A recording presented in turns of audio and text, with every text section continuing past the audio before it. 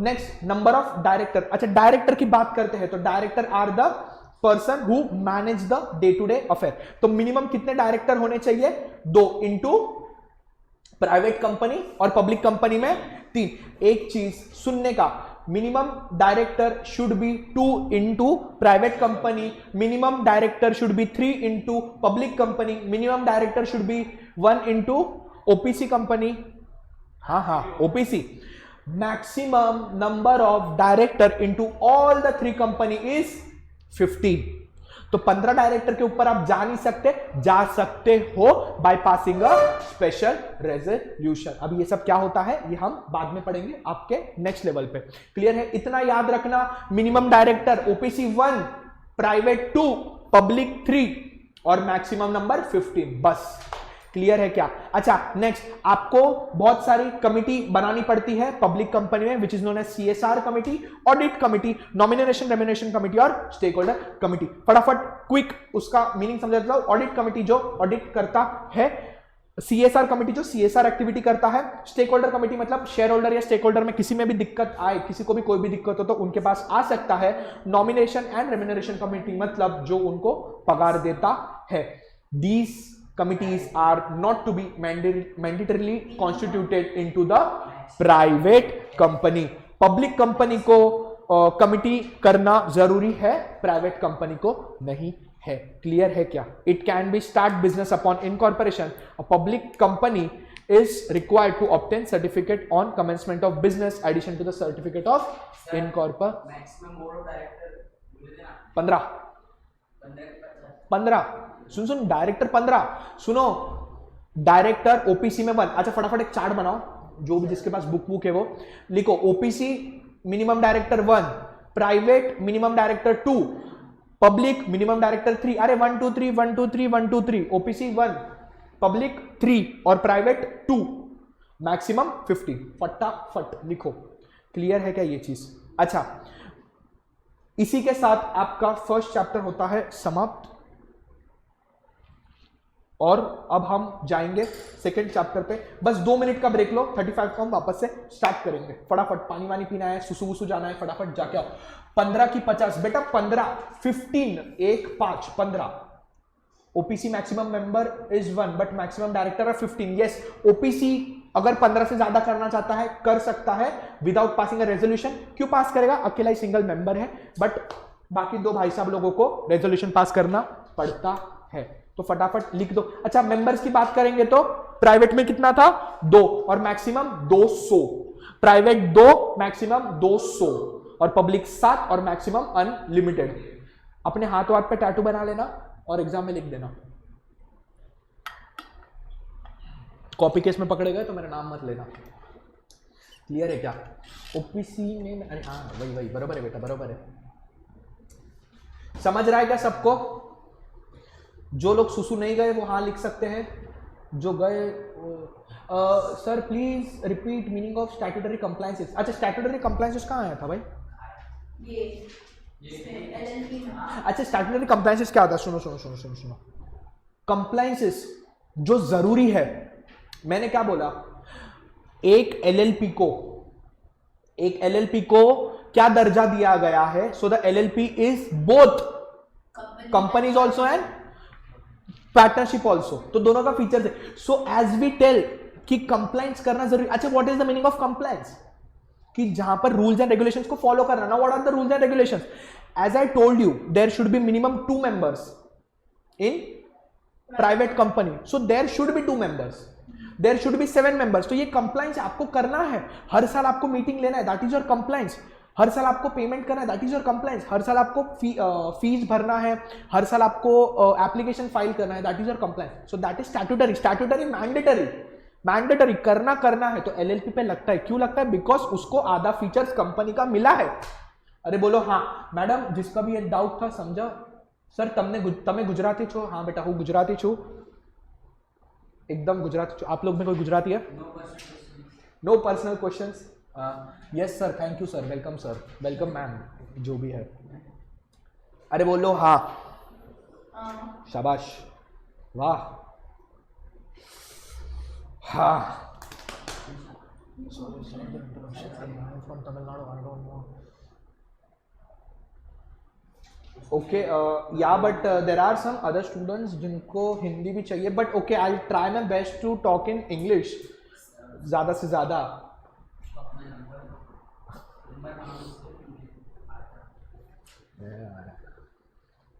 I try my best. Sir मैं नेपाल से हूँ. ओके नहीं सर हिंदी ठीक है. अरे भाई सबके लिए हिंदी इंग्लिश मिक्स करेंगे. आभार सर, आपका भी आभार. I want Hindi English. You are on the wrong platform. Please, you can go and make TikToks. English ये क्या क्या सीख के आते हैं यार बच्चे. चलो फटाफट नेक्स्ट चैप्टर पे आते हैं क्या. Sir can you take necessary of MCQ exam. Yeah I can take but I think जिसको इंग्लिश चाहिए वो कैप्शन ऑन कर ले. अरे भाई इधर कैप्शन नहीं लगता. चले टाइम पास मत करो. सुनो सुनो MCQ सीरीज यहाँ नहीं हो सकती भाई. मेरा ये पोर्शन ही कंप्लीट होते होते 8:30-9 बज जाएंगे. तो दिल थाम कर बैठना और प्लीज रोना मत कि सर छोड़ दो छोड़ दो. फटाफट आज हम पूरा BC के चैप्टर यही खत्म करेंगे और आपको आउट ऑफ मार्क्स आएगा. जब इतना लंबा है जाना पड़ेगा. सब चलेगा.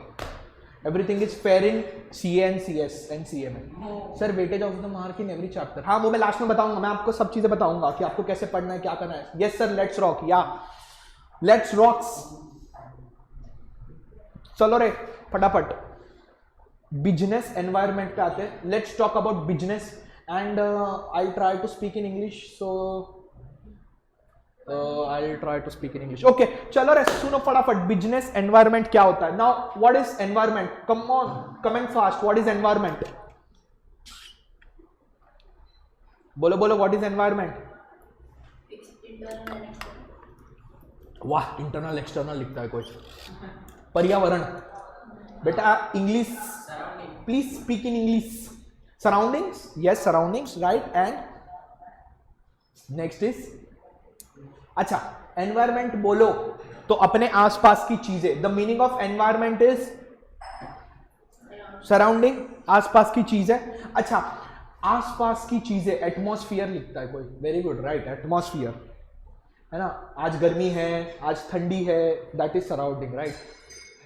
कांच फूट रहा है कहीं.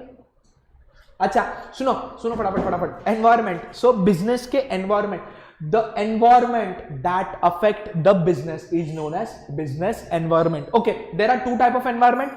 ठीक है. एनवायरमेंट के दो टाइप हो सकते हैं. पहला इंटरनल दूसरा एक्सटर्नल. ठीक है. इंटरनल जो आपके इर्द गिर्द मतलब आपके ऑर्गेनाइजेशन के अंदर है. And external which is Outside the organization. हाँ बेटा each and everything that affects human being. नहीं बेटा वो एनवायरमेंट अलग हो गया. ये एनवायरमेंट हम बिजनेस की बात कर रहे हैं. जो आप बोल रहे हो वो भी सही है. देखो एनवायरमेंट दो टाइप में अफेक्ट कर सकता है. First is positive second is negative. ठीक है. Talking about the business part या talking about personal human being जो आपने बोला. देखो अगर आपकी एक्स आपके आसपास है सो वो नेगेटिव एनवायरमेंट हुआ. बराबर है. ठीक है. No offence to every ex in the group. And second is crush. अगर आपकी क्रश है तो that is the positive environment. ठीक है. तो ये आपको समझा. एनवायरमेंट दोनों तरीके से अफेक्ट कर सकता है. First is positive second is negative. अभी ये एक्स और क्रश का एग्जांपल देना ये ह्यूमन बीइंग पे लागू होता है. ठीक है. तो इसको दिल पे ना ले. और इसी से हम अगर बिजनेस पे आए so talking about the business part. So what affects your business which is स्वॉट. Strength weakness opportunity and threats. So these are the external environment and internal environment. Sir आप ऑनलाइन और ऑफलाइन दोनों पढ़ा रहे हो क्या. हाँ मेरे सामने बैठे हैं 10 से 15 बच्चे. तो हम ऑनलाइन और ऑफलाइन दोनों पढ़ा रहे हैं. ठीक है. तो ठीक है ऑनलाइन वाले भाई ऑनलाइन में ध्यान दो. चलो फटाफट अब बिजनेस एनवायरमेंट की क्या होता है. स्वॉट. अब स्वॉट पूरा आगे समझेंगे एक एक चीज को. सो talking about the environment there are two type of environment. One which is internal, another which is external. Internal which affects the organization and external which affects the outside organization. शाबाश. ओके देखो एक चीज समझने का.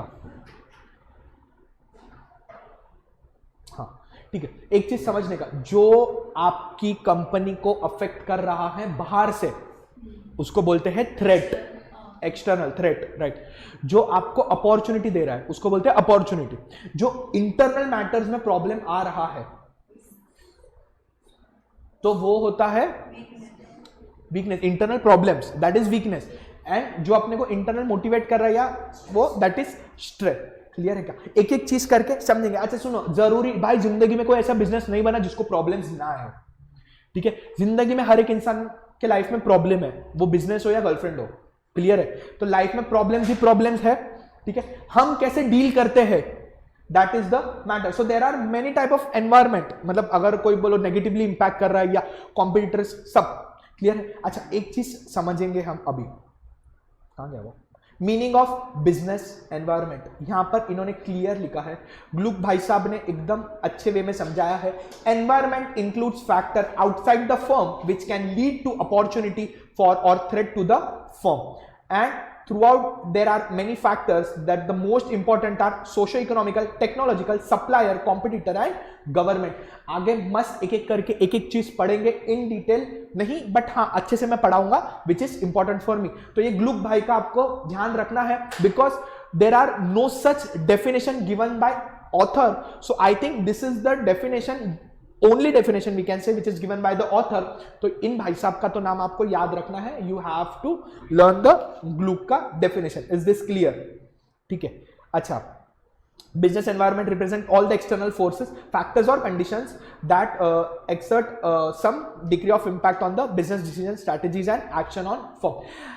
देखो कैसा होता है ना लाइफ के अंदर, मैं आपको एक चीज बताता हूं, आपने जो डिसीजन लिया बिजनेस के लिए, if you are taking a decision for your business, no matter you take बहुत अच्छा डिसीजन, बट लाइफ अनसर्टन है, कॉम्प्लेक्स है, कुछ भी चेंज हो सकता है, तो आपका डिसीजन गलत हो सकता है, ठीक है?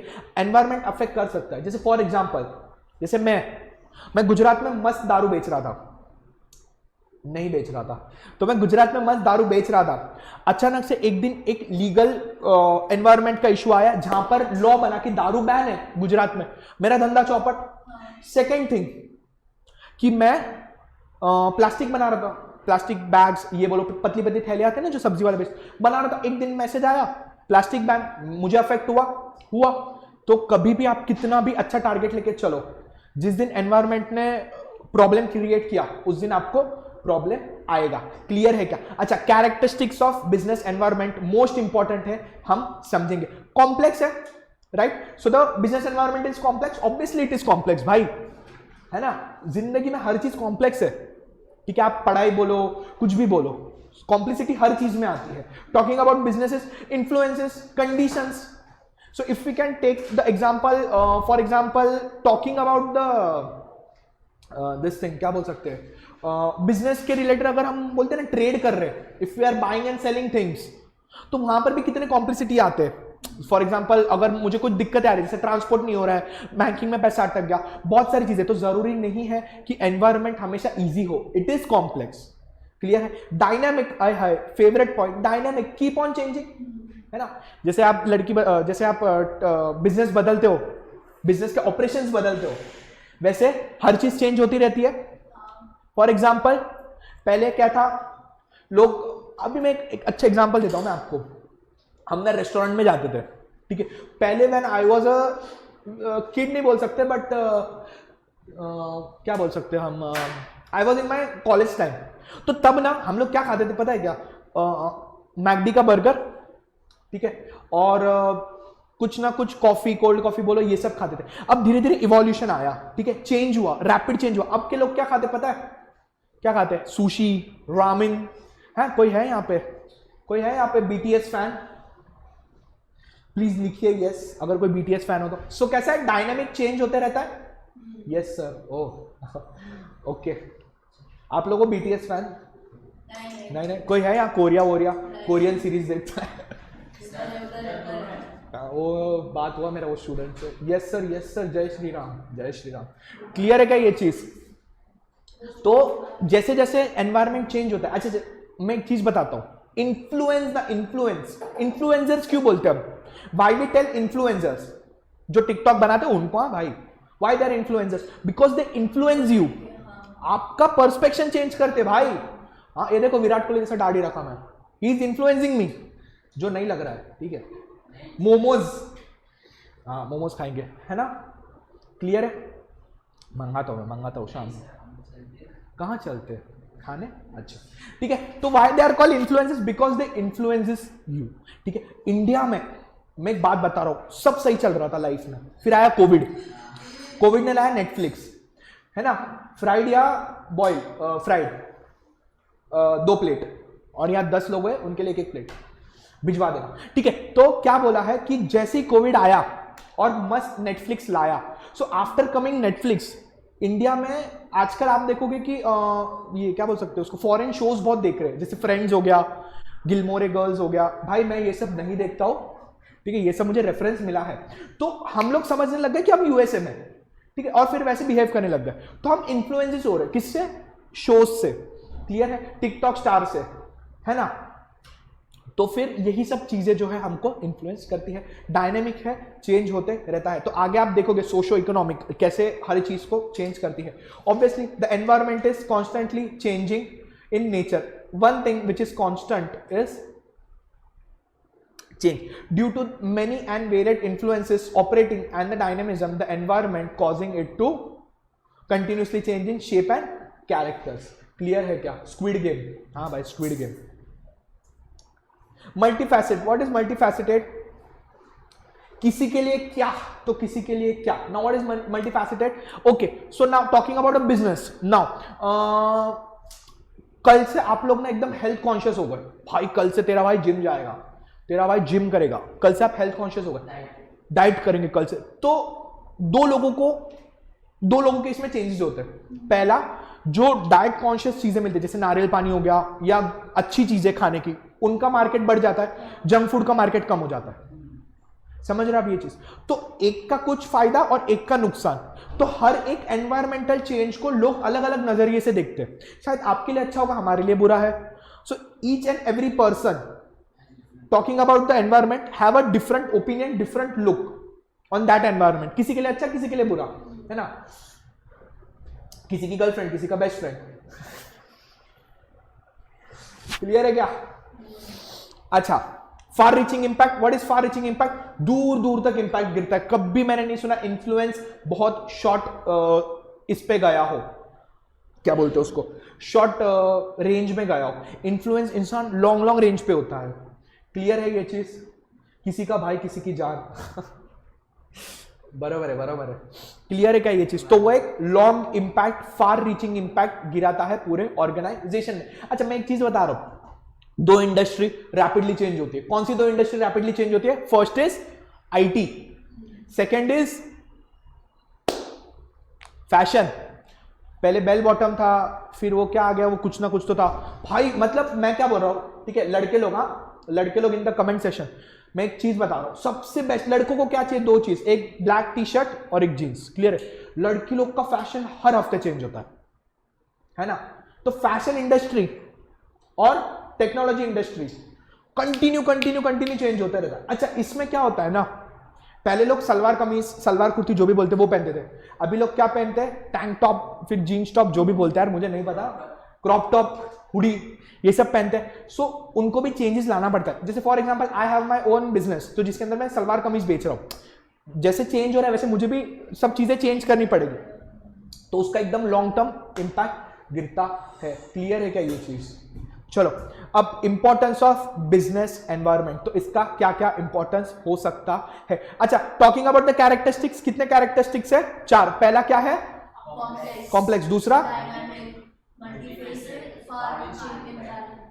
क्लियर है क्या ये चीज। कोई भी दिक्कत है इनमें फटाफट पूछो तो मैं एक्सप्लेन करता हूं वापस से, वरना फिर हम आते हैं इंपॉर्टेंस ऑफ बिजनेस एनवायरनमेंट में जल्दी। कॉम्प्लेक्स मतलब क्या होता है ना कि बहुत क्या बोलते हैं, कॉम्प्लेक्स क्या होता है, मेरे को एक चीज समझा, व्हाट इज कॉम्प्लेक्स, बहुत मगजमारी का काम बोलते हैं ना, कॉम्प्लेक्स है ये चीज करना। अब अगर देखो कुछ काम दिया और बहुत कॉम्प्लेक्स हो, जैसे फॉर एग्जांपल अगर तुझे सीए भी करना है तो सीए इज कॉम्प्लेक्स, बहुत दिक्कत वाला काम है। तो बिजनेस एनवायरनमेंट भी कॉम्प्लेक्स ही है, कभी तेरे साथ क्या होगा कुछ पता नहीं चलेगा। क्लियर है क्या ये चीज। Sir can we come offline, yes you can come offline but now you can be online, clear है क्या ये चीज? ओके किसी ने बोला है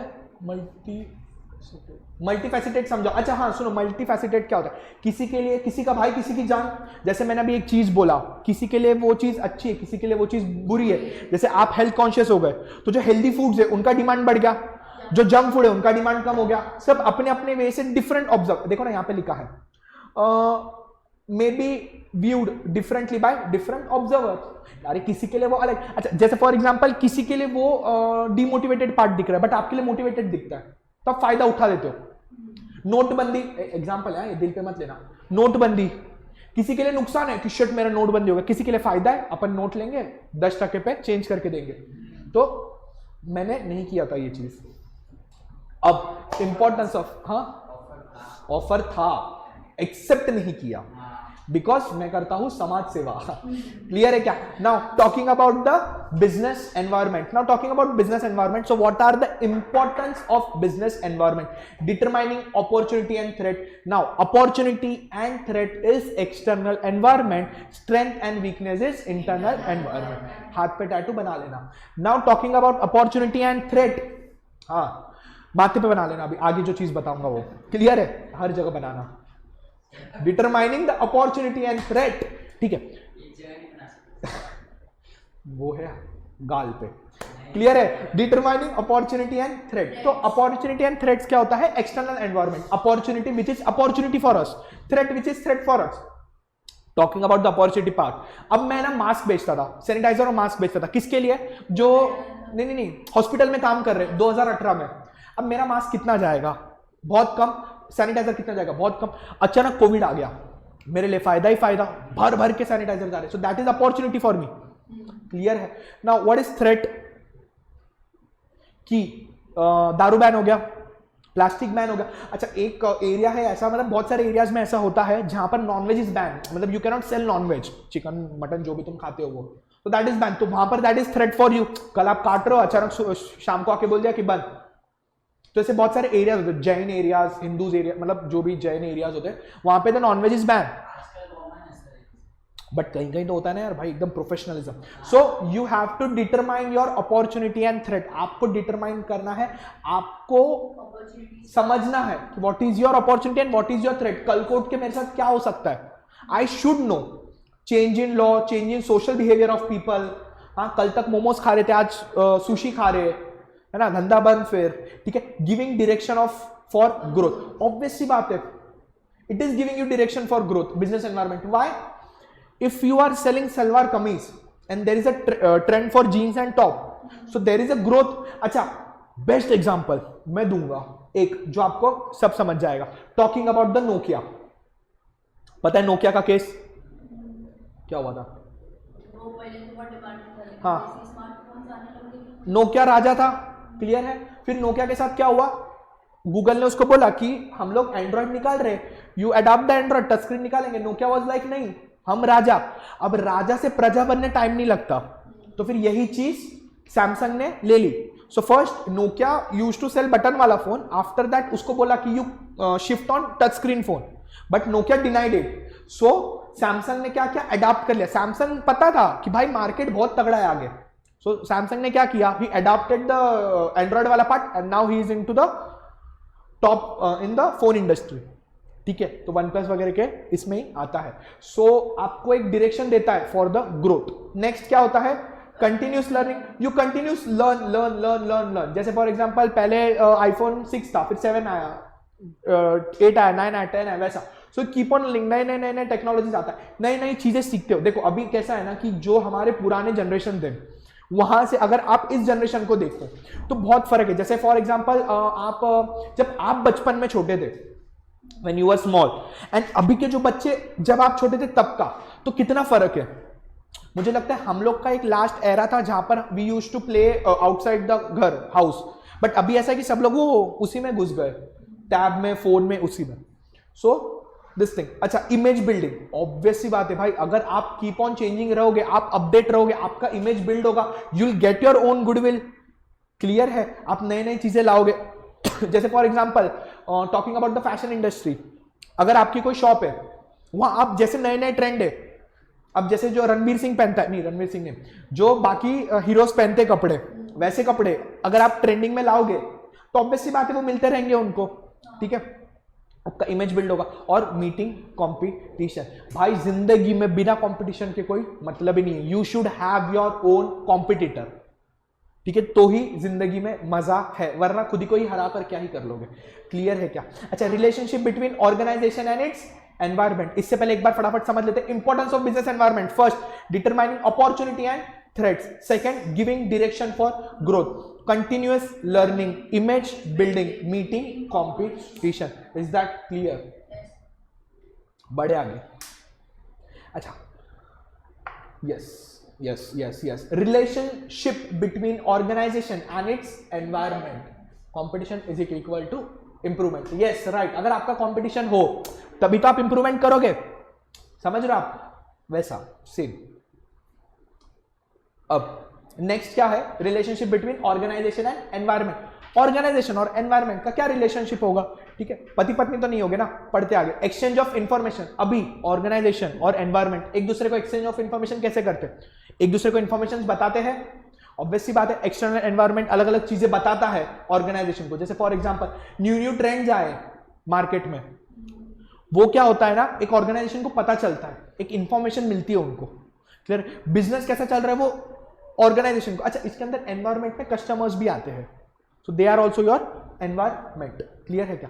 अच्छा, अब इसके अंदर हम देखेंगे information to be gathered on economic activity, market condition, technology, development, social, demographic, political, ये सब चीजों का हमको इंफॉर्मेशन मिलना चाहिए। देखो, इंफॉर्मेशन तो है ना इंसान ने कलेक्ट करते ही रहना चाहिए। You should be up to date in each and every circumstances of business environment. Why?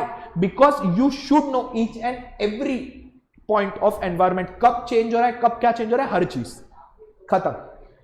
Clear है क्या? Exchange of resource. Now what is exchange of resource? Resources exchange करते रहते हैं। एक ऑर्गेनाइजेशन में सारे रिसोर्सेज जो है हम एक एनवायरमेंट में, जैसे फॉर एग्जांपल, अच्छा, the resources are often categorized as 5 Ms, man, money, method, machine and material. Important है, एमसीक्यू पॉइंट ऑफ व्यू के लिए मार्क करो। 5 चीज कौन सी? Man, money, method, machine and material. तो इंसानों की भी जरूरत है, पैसों की तो जरूरत है, एक मेथड होना चाहिए, मशीन होनी चाहिए और मटेरियल भी होना चाहिए। तो 5 M's should be there where you can exchange the resources, और आप उसका एक आउटपुट कम ला सकते हो। ठीक है, क्लियर है क्या? शाबाश। Exchange of influence and power, obvious सी बात है, हाँ ऑब्वियस सी बात है कि ये आपको इन्फ्लुएंस कैसे करेगा। अब आप मुझे बोलो, एक ऑर्गेनाइजेशन और एक एनवायरनमेंट एक दूसरे को इन्फ्लुएंस कैसे करता है? सुनो, फॉर एग्जांपल, आपको पता है एनवायरनमेंट जो है ना, एनवायरनमेंट और ऑर्गेनाइजेशन, एनवायरनमेंट के लिए ऑर्गेनाइजेशन भी भारी है और ऑर्गेनाइजेशन के लिए एनवायरनमेंट भी भारी है। एग्जांपल से समझते और खत्म करते हैं। ठीक है, तो फर्स्ट थिंग मुझे एक बात बताओ, ऑर्गेनाइजेशन मतलब कंपनी, ठीक है, एनवायरनमेंट के हिसाब से अभी हम खुद को समझते हैं। ठीक है, फॉर एग्जाम्पल, आप लोगों ने आपका टेस्ट चेंज कर दिया, from pizza and pasta you shifted to sushi and ramen.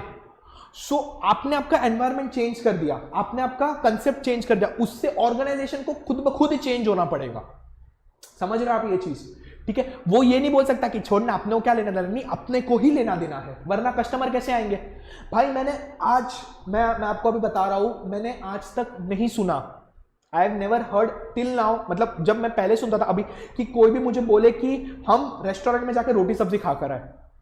सुना है कभी किसी ने रोटी सब्जी खा के? लोग क्या बोलते हैं, हम लाउंज गए थे, पार्टी के, हमने पिज्जा खाया, बर्गर खाया। तो now the things are changing. Clear है ये चीज? तो influence and power, so both अपने अपने हिसाब से चलता है। क्लियर है क्या ये चीज? Okay, another area of organisational environment interaction is exchange of power and influences. ये जो अभी हमने ही पढ़ा था, it offers a range of opportunity, initiatives and reward on the hand and set the consistency, threat and restriction on the other. तो भाई दोनों एक दूसरे पे डिपेंडेंट होते हैं और एक दूसरे के हिसाब से चलते हैं। क्लियर है क्या? Sometimes organisation are also in position to wield consideration powerful influences over some of the elements of external environment by virtue of its command and resources and information। अरे सीधी सी बात है ना बेटा, आपके पास रिसोर्स ही नहीं है, जब आपके पास रिसोर्स ही नहीं है तो भाई आप ही इन्फ्लुएंस, आप ही पावर में हो। हाँ, आपका ऑर्गेनाइजेशन, आपके पास माल ही नहीं है तो आप ही पावर में हो। बट अगर सामने वाले का, कस्टमर का इन्फ्लुएंसेस हो गया और पावर हो गया तो फिर बैड है। क्लियर है कि इतनी चीज है? बोलो हाँ। अच्छा, इस पे हम आएंगे, उससे पहले मेरा ऐसा मानना है कि हम ये कंप्लीट कर ले और फिर उसके ऊपर हम बाकी की चीज करेंगे। बोलो क्लियर है क्या? ठीक है, हाँ। 3:30 बजे या 3:45 को मैं ब्रेक दूंगा, 10 मिनट के लिए, 5 मिनट के लिए, ठीक है। उसके बाद हम वापस से लग जाएंगे चैप्टर नंबर 3 और 5। 4 मैंने पहले ही बोला था लास्ट में पढ़ाऊंगा, क्योंकि उसके अंदर पॉलिसीज वगैरह, तुम बोर हो जाओगे, अभी से ही सोना शुरू कर दोगे। अच्छा, अभी बजे है 3 और कोई भी अगर गहरी नींद में सोया है लेक्चर चालू रखे तो वो कृपया उठ के लेक्चर देखे। कोई डाउट? आप लोगों में से किसी को डाउट? नहीं समझा? सुन, मेरे को एक बात बताओ, एक्सचेंज ऑफ इंफॉर्मेशन पावर समझा रहा, फटाफट सुनो। मुझे एक बात बता, तू है ना iPhone 14 बेच रहा है, नहीं iPhone 15 लॉन्च हुआ, क्लियर है? Sir your lecture is entertaining, thank you so much Aryan भाई, थैंक यू सो मच। अच्छा, अभी for example Tim Cook, who is Tim Cook? Apple का चीचा। तो जो टिम कुक भाई है उन्होंने क्या बोला कि डीलरशिप सिर्फ जेठालाल भाई को ही मिलेगा। So Tim Cook is giving the dealership to Jethalal Champaklal Gada इन गड़ा इलेक्ट्रॉनिक्स। नाउ जेठालाल चंपकलाल गड़ा हैव सारे iPhone 15 और किसी के पास डीलरशिप नहीं है। किसका पावर है? जेठालाल का कि जेठालाल ऑर्गेनाइजेशन फॉर एग्जांपल, तो जेठालाल के पास पावर है, आप लोग उससे इंफ्लुएंस हो रहे हो और उनका पास पूरा पावर है। घुमा देते बात को, आप लोग ना ये चला रहे हो, क्या बोलते हो उसको, अरे क्या बोल सकते हो, कपड़े की दुकान या खाना पीने का चला रहे हो, मार्केट में ट्रेंड ही बदल गया तो आप क्या ही कर लोगे सामान रख के? आपका सामान ही नहीं बिकने वाला, क्योंकि आपको उस ट्रेंड से चलना है। Now you are getting influenced by that people and they are into the power. दोनों पावर में जा सकते हैं, एनवायरमेंट भी आप पे पावर चला सकता है, आप भी एनवायरमेंट पे पावर चला सकते हो, डिपेंड्स कि वो कौन सा सर्कमस्टेंसेस है। क्लियर है क्या? किसी को डाउट? जो भी मुझे 83-85 लोग सुन रहे हैं, किसी को कुछ भी डाउट फटाफट पूछो, मैं उनका डाउट क्लियर कर दूंगा। Kashala how please mute your mic. Kashala sir please mute your mic. Everyone is clear? मक्खन है क्या? क्रिस्टल क्लियर है क्या? समझ रहा है क्या? अरे बोलो हाँ। All clear? Yes sir, yes sir, yes sir, हाँ जी सर, जी सर, धन्यवाद सर। टेंशन लेना नहीं है, ठीक है, बहुत इजी है, बस कंटेंट बहुत ज़्यादा है और अभी तो शुरुआत है, आगे जो 3rd चैप्टर है वो मज़ा आएगा, वो तो रुलाएगा आपको, तो रोना नहीं है। बद्दू समझी पड़ी गई sir, thank you so much, crystal clear, thank you so much. चलो फटाफट आते हैं बिजनेस एनवायरनमेंट। 2 टाइप का एनवायरनमेंट, एक होता है इंटरनल और दूसरा होता है एक्सटर्नल। एक्सटर्नल में 2 टाइप का एनवायरनमेंट, एक होता है माइक्रो और एक होता है मैक्रो, मैक्रो जो भी बोलते हैं आप। क्लियर है क्या? बोलो 2 चीज, एक होता है इंटरनल एनवायरनमेंट, एक होता है एक्सटर्नल एनवायरनमेंट। एक्सटर्नल एनवायरनमेंट में 2 चीज, बोलो माइक्रो और मैक्रो, माइक्रो एनवायरनमेंट और मैक्रो एनवायरनमेंट। क्लियर है? अब इंटरनल एनवायरनमेंट मतलब जो ऑर्गेनाइजेशन में होता है और एक्सटर्नल एनवायरनमेंट मतलब ऑर्गेनाइजेशन के बाहर। मेरा सबसे फेवरेट पार्ट मैक्रो है, तो वो पढ़ाने बहुत मजा आता है। अच्छा, इंटरनल एनवायरनमेंट में क्या क्या हो सकता है? फटाफट कमेंट सेशन में एक लिखो कि इंटरनल एनवायरनमेंट में कौन कौन आते हैं, और जिसी ने भी अगर पढ़ के लिखा है तो उसकी शादी नहीं होगी। बोलो वेरी गुड बेटा, कुछ अलग अलग बोलो यार, ये तो ठीक है, लेबर यूनियन ये सब, एम्प्लॉयर्स राइट, और वेरी गुड। इंटरनल में कौन कौन आता है? एम्प्लॉयर आता है और डायरेक्टर्स आते हैं और कंपनी पॉलिसीज क्या लिखा है भाई? Management, stakeholders, creditors, right, management, right. Management मतलब जो मैनेज करता है, डायरेक्टर्स एंड एमडीज वगैरह। एकदम शाबाश। आ जाओ, आते हैं इंटरनल पार्ट पे। अब internal environment is composed of multiple elements existing within the organization including management, current employ and corporate culture. तो आपका corporate culture plus the internal employees, वो सब मिला के आपका इंटरनल एनवायरमेंट में आते हैं। Internal environment is a condition, people, event और factors within the organization that influence is activity choice particularly and behaviour of employ. एक चीज समझने का, इंटरनल एनवायरमेंट में दो चीज आएगा, दो वो आता है स्वॉट में से, एस और W, which is strength and weakness. अच्छा, अगर आपको नहीं समझता है internal external, strength, weakness, opportunity, threat, जो ये फर्स्ट टाइम सुन रहा है या जिसने बहुत अच्छे से पढ़ाई की हो, जो भी हो, कैसे याद रखना है स्ट्रेंथ और वीकनेस को? आप खुद को ऑर्गेनाइजेशन समझो। सो आपकी स्ट्रेंथ क्या है वो आपको पता है, you know your strength, what are your strengths, ठीक है। Your weakness you know, that is also the internal part. मैं बहुत जल्दी ट्रस्ट कर लेता हूं, दैट इज माई वीकनेस, मैं नहीं करता, ठीक है। तो आप इमोशनल भावुक हो जाते हो, किसी भी बात पे रो देते हो, these are your weakness. Weakness मतलब खुद का वीकनेस, खुद का मतलब इंटरनल, ठीक है, ऐसा याद रखना। और स्ट्रेंथ मतलब आपको पता है कि आप बहुत ताकतवर हो, आप एक साथ 10 रोटी खा सकते हो, that is your strength, clear है। अपॉर्चुनिटी जो आपको बाहर से मिलती है, और थ्रेट जो आपको बाहर से देती है आपकी girlfriend, so that is threat. कि बाबू सुबह मैसेज आ जाना चाहिए गुड मॉर्निंग का, क्लियर है क्या?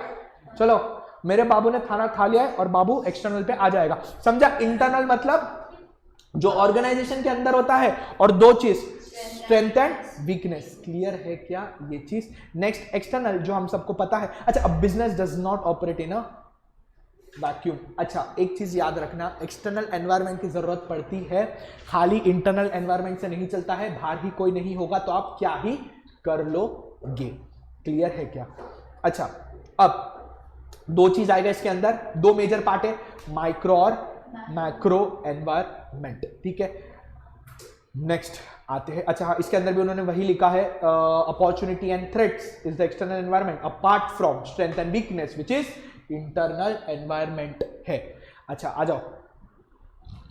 और strength is inherent capacity of an organisation used to gain the strategy and advantages. अच्छा सुनो, अभी भगवान सॉरी, आपको आपकी कंपनी का स्ट्रेंथ पता है, आप उस पर काम कर सकते हो, आपके हाथ में है, हाँ, स्ट्रेंथ आपके हाथ में, आप जो बोलो होगा।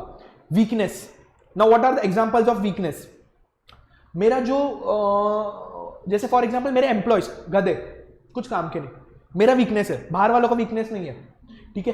तो उससे मुझे क्या हो रहा है ना, मेरे कंपनी में प्रॉब्लम आ रहा है। सेकंड, मेरा वो बोलते हैं ना, प्रोसेस ही प्रॉपर नहीं है, कोई किसी को भी कुछ भी बोल रहा है, कोई मैनेजर प्रॉपर नहीं, मैनेजमेंट प्रॉपर नहीं, that is my weakness, that is internal matter. ये भी आपके हाथ में हैंडलेबल है। जब आप अगर नए मैनेजर को रखो, that is handleable, okay. So if you have good managers, if आपके एम्प्लॉय कोऑर्डिनेट करे, देन द इंटरनल क्या बोलते हैं उसको, weakness can be manageable. Talking about the opportunity, आपके हाथ में नहीं है ना, कभी भी अपॉर्चुनिटी मिलता है ना, अचानक भयानक से आपको अपॉर्चुनिटी मिलता है। एग्जांपल क्या हो सकता है, जैसे मैंने बोला Covid, that is the opportunity for, ये दूसरी चीज है ना। व्हाट आर द अपॉर्चुनिटी, जैसे for example see you are good in your organisation, so that is your strength, you are bad in your organisation, that is your weakness. अब दिवाली आ रहा है, मिठाई वाले शुरू हो जाते हैं कि ये अपना महीना अपॉर्चुनिटी का है, दन दनादन मिठाई आएगा, सो दैट इज द अपॉर्चुनिटी, वो अपने आप आया। और थ्रेट तो अनकंट्रोलेबल होता है भाई, किसी दिन बैन हो गया ना, कुछ नहीं उखाड़ पाओगे, because that is threat, external environment है, नेचुरल कैलामिटी, तुम्हारे हाथ में थोड़ी, एक्ट ऑफ गॉड, ठीक है। ऑनलाइन बिजनेस इन कोविड, हाँ, ऑनलाइन बिजनेस ने को तो बैंड ही बजा दी थी कोविड में, तो अभी ये, अरे सॉरी, ऑफलाइन बिजनेस की बैंड बजा दी थी, ऑनलाइन बिजनेस तो मस्त चल रहा था। सो थ्रेट इज अनकंट्रोलेबल। आप बहुत रेयर केसेस में आप कंट्रोल कर सकते हो अगर आपको आता है तो। जैसे for example you are Holi on the daru या फिर प्लास्टिक वाला पार्ट, ठीक है, आपका बिजनेस ही वही है, प्लास्टिक बनाना, और प्लास्टिक ही बैन हो गया, क्या कर लोगे, बर्तन थोड़ी बेचोगे उसके अंदर, क्लियर है क्या ये चीज? नाउ टॉकिंग अबाउट द स्वॉट, सेम चीज वही उन्होंने बोली है कि स्वॉट में स्ट्रेंथ, वीकनेस और वही चीज, देखो यहाँ पे लिखा हुआ है strength, weakness, opportunity and threat, तो which is external, which is internal. इस पे समय का ये बर्बादी ना करते हुए आगे जाते हैं। using strength, minimizing the impact of weakness. Now you should use your strength, you should know your strength, you should minimize your weaknesses. आपको डर लगता है अंधेरे से, so you should minimize your weaknesses. Clear है? तो आपको पता हो, और जो इंसान के पास वीकनेस होता है ना, उसको पता होता है कि उसको कैसे ठीक कर दे. Capitalizing your opportunity and neutralizing your threat. Neutralize करना मतलब भाई कम न्यूट्रलाइज करना. देखो बैंड बजी है, न्यूट्रलाइज कर सकते हो. क्लियर है? अब आते हैं माइक्रो एंड मैक्रो एनवायरमेंट पे. ए स्वॉट क्लियर है क्या? फटाफट से हाँ लिख दो कमेंट सेशन में. 85 लोग फटाफट से अपने हाथ को कीबोर्ड पे डालो और फटाफट yes yes yes yes yes भर दो. स्पैम जे बात, शाबाश, सबके सब पास हो जाएंगे. मेरी दुआ है आप लोगों के साथ. मैंने बोला ना 7 तारीख, मैंने बात किया, किसका मैसेज आया था? 7 तारीख. वो उसके बाद मैं बना के देता हूँ, मेरा बन गया है पूरा. कौन से डेट को क्या क्या. ये रे रिवीजन वाला पार्ट. अरे बोलो हाँ. Thank you sir. अरे welcome Ashita Gupta ji, welcome welcome welcome. बस आपको समझो और आप लोग अच्छे मार्क्स से पास हो जाओ, यही है. अच्छा सुनो, जो भी नोट से पढ़ रहा है, मॉड्यूल से पढ़ रहा है, मेरी एक दरख्वास्त आपसे ये है कि एग्जाम के पहले एक बार मॉड्यूल पूरा पढ़ के जाना. ठीक है? क्योंकि एमसीक्यू है. रिटर्न होता ना तो तुम्हारी खराब इंग्लिश लिख के आते हो और तुमको मार्क्स मिलता, क्योंकि तुम लोग की इंग्लिश बहुत अच्छी है, जैसे मेरी इंग्लिश अच्छी है. क्लियर है? बट एमसीक्यू पार्ट है तो हमको बहुत एक्टिव रहना है और पूरा मॉड्यूल करके जाना है. अपने को एक वो सेंटेंस भी नहीं छोड़ना. ठीक है? क्लियर है? 2 दिन लेना आराम से, बट पूरा मॉड्यूल कवर करना, एक एक बार पढ़ना. चलो भाई माइक्रो और मैक्रो में आते हैं. क्लियर है क्या? Micro environment is strength and weakness, macro is opportunity and threat. अरे भाई इससे ही हमको समझता है कि माइक्रो एनवायरमेंट जो है वो कंट्रोलेबल है और डायरेक्ट अफेक्ट करता है बिजनेस के डे टू डे अफेयर्स को, और जो मैक्रो है वो सीधा एक ही बार आके बैंड बजा के जाता है. अच्छा इन सबको समझते हैं एक एक करके. अच्छा the employer of the firm क्या है? ठीक है, ये सब तो इतना नहीं है. हाँ, ये चार्ट पे आ जाओ फटाफट. माइक्रो और मैक्रो. अच्छा इसको बहुत अच्छे से आप लोग पढ़ना. उसका रीजन ये है सर क्वालिटी लो है थोड़ी, तो आप आपका वाईफाई बार चेक कर लीजिए. किसी को और दिक्कत आ रही है? क्वालिटी वॉइस में प्रॉब्लम आ रहा है क्या? फटाफट लिखो. वॉइस क्लियर है? Yes no no yes yes no no yes yes. अब मेरी वॉइस सही है क्या? फटाफट बोलो. अब is now my voice clear? Yes yes yes yes yes yes yes. एकदम अच्छे से आ रहा है. अब सबको प्रॉपर सुनाई दे रहा है? Yes everything is clear. Micro comics भाई क्या लिख रहे हो आप लोग? परफेक्ट. चलिए शुरू करते हैं बिना किसी टाइम पास के. फर्स्ट क्लास वॉइस, एक नंबर. चलो माइक्रो. अच्छा माइक्रो के अंदर ये सब चीजें याद रखना. माइक्रो के अंदर कौन कौन आता है? Customer, organisation, market, intermediaries, competitors और सप्लायर्स. सर खाना खाने के लिए ब्रेक मिलेगा क्या? बस ये चैप्टर फटाफट खत्म हो जाए और फिर आपको ब्रेक ही ब्रेक मिलेगा. क्लियर है क्या? अच्छा तुम लोग क्या ब्रेक मांग रहे हो यार? तुम लोग तो बैठे बैठे खाना भी खा रहे हो, क्या पता मुझे. Short form comics. हाँ तुम लोग ऐसा बैठ के खाना वाना खा रहे होगे मस्त, है ना? बेड पे सो के मस्त आराम से लेक्चर देख रहे होगे. चलो फटाफट. Sir we are serious. Oh very good Aryan. चलो फटाफट सुनो. माइक्रो एनवायरमेंट में ना फटाफट सुनना है कि माइक्रो एनवायरमेंट में कौन कौन आता है? Customer, organisation, market, intermediaries, competitors and suppliers. ठीक है, एक एक चीज समझते हैं. अच्छा कस्टमर कौन होता है? जो आपसे सामान खरीदता है. ठीक है, जो आपसे सामान खरीदता है वो कौन है? Customer. The customer are the people who buy goods from you और buy the services. Organization, so the organization where all the people works, right? They may be board of director, owner और employ. ठीक है, तो director हो गए, manager हो गए, फिर बाद में वो सब, तो they come under the organization. Now what is market? Price sensitive market, maturity cost structure. So there are different type of market, तो जहां पर आप काम करते हो. इंटरमीडियरीज कौन होता है? One who acts the bridge between the manufacturer and the marketer. So manufacturer who manufacture the goods and marketer जो सेल करता है, तो उसके बीच का जो इंटरमीडियरीज होता है, जैसे यू कैन टेल, क्या एग्जांपल दे सकते हो आप इसके अंदर? ट्रांसपोर्टेशन.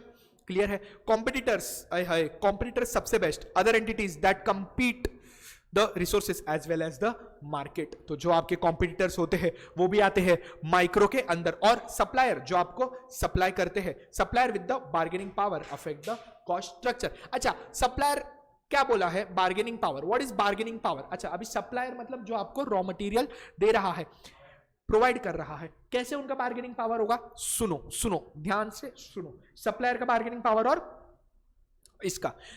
अब आप बनाते हो शर्ट, मस्त एकदम कॉटन या सिल्क का प्यारा प्यारा शर्ट।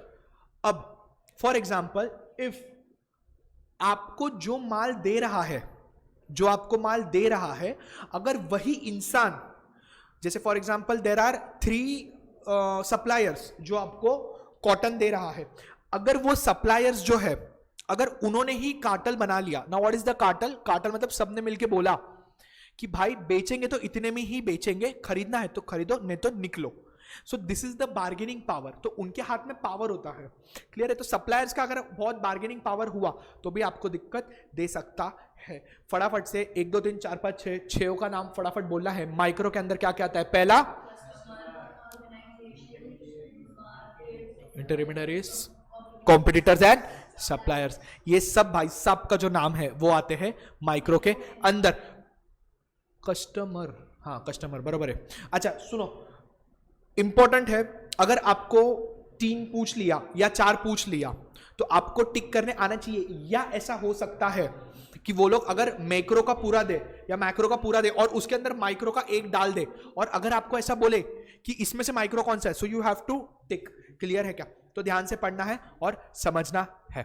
अच्छा, मैक्रो एनवायरमेंट ब्रॉडर डायमेंशन होता है economic, technology, political, legal and socio culture factors. अब एकदम शांतिपूर्वक बैठेंगे और इसको समझेंगे आराम से। अब एक एक मैं समझाने वाला हूं, ठीक है? माइक्रो में एक बार क्या क्या आता है समझ लेते हैं। Demographic, political, economical, social, technological, government, legal and global. दोबारा अब एक बार, demographic, political, economical, social, technological, government, legal and global. ये आता है नहीं, मैक्रो में आता है। मैक्रो भाई वो गलत लिखा है, मैक्रो मैक्रो। मैं अभी 5 मिनट से समझा रहा हूं वही चीज। अरे बोलो हाँ, समझा क्या? फटाफट।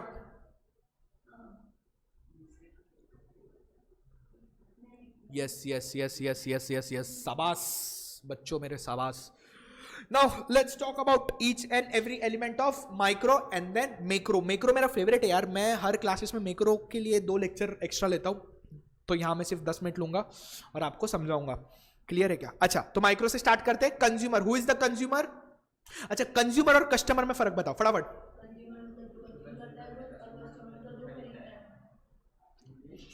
वाह, ए तुम लोग बताओ रे। Consumer, guys please tell me the difference between consumer and customer. Consumer buys, consumer consume. वाह, हु कंज्यूम, गुड, वाह very good, right. Consume, who consume. अच्छा है तुम लोग का रिटर्न एग्जाम नहीं है वरना मैं क्या भगवान भी नहीं बता सकता आपको। Customer who buy but may be in customer, okay consumer, okay right. People who consume the goods is known as consumer. Very good very good, right right right right right. जो भी लोगों ने लिखा है, अरे बहुत सही लिखा है। हाँ ठीक है, कंज्यूमर मतलब जो उसको कंज्यूम कर रहा है, इनटेक कर रहा है, उसका इस्तेमाल कर रहा है, और कस्टमर जो उसको खरीदता है। अच्छा, फॉर एग्जाम्पल आपने केक लिया और आपने खाया, यू आर द कंज्यूमर। आपने केक लिया और आपने आपके दोस्त को खिलाया, you are the customer and he is the consumer. अरे बोलो हाँ, समझा? चलो हाँ, तो एक कंज्यूमर कस्टमर भी होता हाँ ऑब्वियसली करेगा ना, बट एक कस्टमर कंज्यूमर नहीं होता, हाँ। डिपेंड्स ऐसा। हाँ, गुड्स और सर्विस दोनों के फॉर्म में हो सकता है, कंज्यूमर एंड कस्टमर दोनों। क्लियर है क्या? अच्छा, अब सर्विसेज के अंदर कौन सी टाइप की सर्विसेज आएगी है भाई? बोलो फटाफट, सर्विसेज में कौन कौन सी सर्विसेज आती है?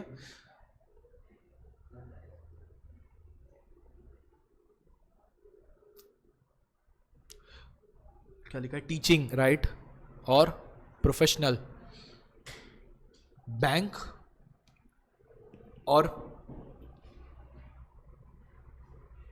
Insurance. Very good very good very good. तो you give goods as well as services, दोनों। ईएमआई सर्विस नहीं होता रे भाई, वो सर्विस अलग हुआ बेटा, आफ्टर सेल सर्विस, राइट, ये एकदम अलग जगह पहुंच गए। चलो कोई दिक्कत नहीं, एकदम बराबर लिखा है सबने। चलो हाँ,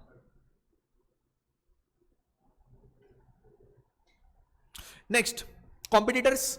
अब हम सबके प्यारे competitors are the other business entity that compete for the resources as well as market. तो वो रिसोर्सेज पे भी कंपटीशन लगता है और मार्केट पे भी। कॉम्पिटिटर्स के लिए एक ये आया था CCI, competition commission of India, वो आगे पढ़ेंगे, मस्त है, वो बहुत अच्छा चीज है। अच्छा, कॉम्पिटिशन शेप द बिजनेस। मेरे को एक बात बताओ, जिंदगी में कॉम्पिटिशन ही नहीं होगा तो क्या ही फायदा। So there should be a healthy competition, मारा मारी नहीं है ना, कि जाके मार वार रहे, कमेंट सेशन में कुछ भी लिख रहे, है ना, वैसा वाला कंपटीशन नहीं है, ठीक है।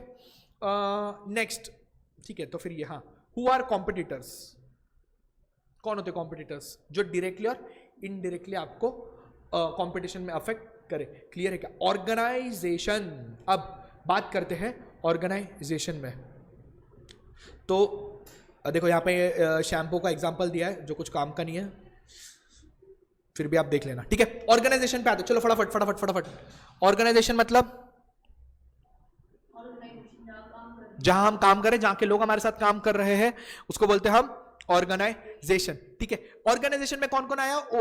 Owner is the share holder and board of director अलग होता है। सो जो स्टेक होल्डर होता है, जिसके पास स्टेक्स होते हैं कंपनी के, he is the owner of the company. Share holder are the owner of the company and board of director is who manages the day to day affair of the company.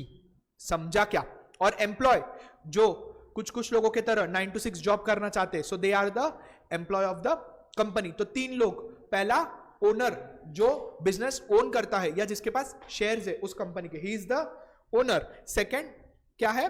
Director, जो day to day affairs में काम करता है, manage करता है, he is the director. And employ who works over there as an employ. Employ हमेशा director से नीचे आते हैं। सो ये तीनों को मिला के बनता है ऑर्गेनाइजेशन। एमसीक्यू के लिए बहुत इंपॉर्टेंट है। If they ask in MCQ who are the 3 organisation who comes under the organisation, तो लिखना है owners, board of directors and स्वाहा। नेक्स्ट फिर आता है मार्केट। बोलता है ना हर्षद मेहता, मार्केट का क्या है? बच्चन है वैसा, ठीक है। मार्केट के अंदर कौन कौन आता है? सब आते हैं। सिर्फ क्या बोल सकते हो उसको, बायर्स नहीं होता है, बहुत सारे, तो सेलर्स बोलो, कस्टमर्स बोलो, फिर बाद में कंज्यूमर्स बोलो, फिर बाद में कॉम्पिटिटर्स बोलो, ये सब उसके अंडर आते हैं। क्लियर है? सप्लायर कौन होता है? अब भी जस्ट मैंने बोला, सप्लायर कौन होता है? जो आपको क्या करता है? सप्लायर्स जो आपको रॉ मटेरियल सप्लाई कर रहा है, गुड्स एंड सर्विसेज सप्लाई कर रहा है। क्लियर है क्या? हो क्लियर आहे तुम्हाला? Very good. So the suppliers forms a very important component in micro environment. Obviously there should be a supplier, तभी तो आपको माल मिलेगा. अच्छा हाँ, सप्लायर का बार्गेनिंग पावर नहीं होना चाहिए. ठीक है, फॉर एग्जांपल सप्लायर का बार्गेनिंग पावर है, सप्लायर बोल रहे कि इसी रेट में लेना है तो लो, नहीं तो पहली फुर्सत में निकलो. तो ये चीज नहीं होनी चाहिए. क्लियर है क्या? Person who provide RM. What is RM भाई? भैया आरएम क्या है? जो भी जिसने भी आरएम लिखा है please right the full form. Raw material. Right right right, true, raw material. हाँ बार्गेनिंग पावर. सुन अभी मैं वापस से समझाता हूं. बार्गेनिंग पावर जिसको नहीं समझा फटाफट सुनो, फटाफट सुनो. मेरे को एक बात बता, 3 सीमेंट वाले बराबर है, तीनों रॉ मटेरियल बेचते हैं. Cement is raw material for example, या सिल्क बेच रहे, कॉटन बेच रहे, कार्टल बना लिया, बेचने नहीं दिया, या अकेला ही है सप्लायर, जो अकेला इंसान है जो रॉ मटेरियल देता है, क्या कर लेगा, किससे लेगा? कोई है ही नहीं तेरे पास, तो उनके पास बार्गेनिंग पावर रहता है. बट अगर तेरे पास 100 सप्लायर है तो तू पावर में रहता है. मैं तुझसे नहीं तो तुझसे खरीदूंगा, तुझसे नहीं तो तुझसे खरीदूंगा. समझा फर्क? कॉम्पिटिटर से खरीदेगा. बस यही चीज है, एकदम समझा. और इंटरमीडियरीज कौन होते हैं? बीच वाले लोग, एजेंट्स लोग, बीच के लोग है ना. गर्लफ्रेंड वर्लफ्रेंड के बीच में जो दरार लाते हैं, best friends are known as the. मेरे लाइफ में कभी ऐसा कुछ नहीं हुआ, ठीक है, मैं दरार वरार नहीं आई. हाँ नहीं, मेरे लाइफ में दरार नहीं आई, सीधा ब्रेकअप ही हुआ. Next, elements of micro. Hi hi hi hi hi. अब अपनी कुर्सी की पेटी बांध लो, अब अच्छा कंटेंट आ रहा है, ध्यान से सुनना. पहले जो मैं पढ़ा रहा हूं वो करो, फिर डेमोग्राफिक पे आते हैं. क्लियर है क्या? अच्छा कहां गया भाई?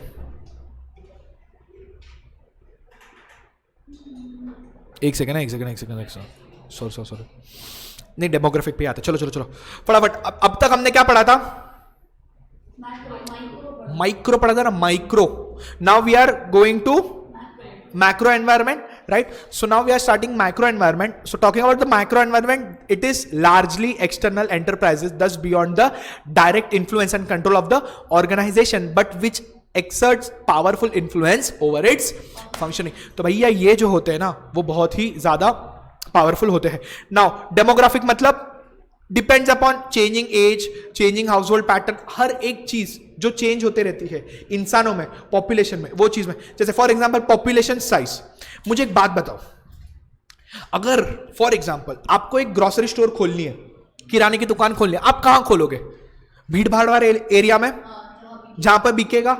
हाँ, मुझे एक बात बताओ, अगर फॉर एग्जांपल जहां सारी यंग क्राउड रह रहे, कॉलेज वगैरह के साइड, वहां पर आपने ओल्ड एज होम खोल दिया, कोई सेंस बनता है? नहीं। वहां पे कैफे खोला, सेंस बनता है? हाँ। दैट। फिर ज्योग्राफिकल डिस्ट्रीब्यूशन, जैसे फॉर एग्जांपल कितना आपका रीच पहुंच रहा है। जैसे फॉर एग्जांपल मैं एक एग्जांपल ले सकता हूं, जैसे कि MBA चाय वाला मेरा फेवरेट है वो। नहीं मैराथन खत्म करना है। तो ज्योग्राफिकल डिस्ट्रीब्यूशन मतलब कि कितने रीजन तक, कितना नेशन तक, मतलब आप अभी देखो तीन चीज होता है, एक होता है रीजन, दूसरा होता है नेशन, और तीसरा होता है मल्टीनेशनल। तो रीजन मतलब आपके ही एरिया के एरिया में, सेकंड होता है नेशनल, ऑल ओवर इंडिया में, and third is Praful bill. अरे भाई नहीं, रिवीजन खत्म होने दो भाई। Next ethnic mix. Ethnic mix मतलब बोलो क्या होता है? अलग अलग लोग, अलग अलग सोच, और सब एक साथ आते हैं, तो वो। फिर बाद में इनकम डिस्ट्रीब्यूशन होता है वो। Now talking about the economic environment. What is economic environment? बोलो। इकोनॉमिक मतलब पैसा। क्लियर है? सबको पैसा ही पैसा दिखता है। चीप। इकोनॉमिक मतलब चीप होता है? कैसे चीप होगा? अच्छा, ओके, हाँ वो भी हो सकता है, मतलब कॉस्ट रिडक्शन बोल रहे हो भाई, चीप।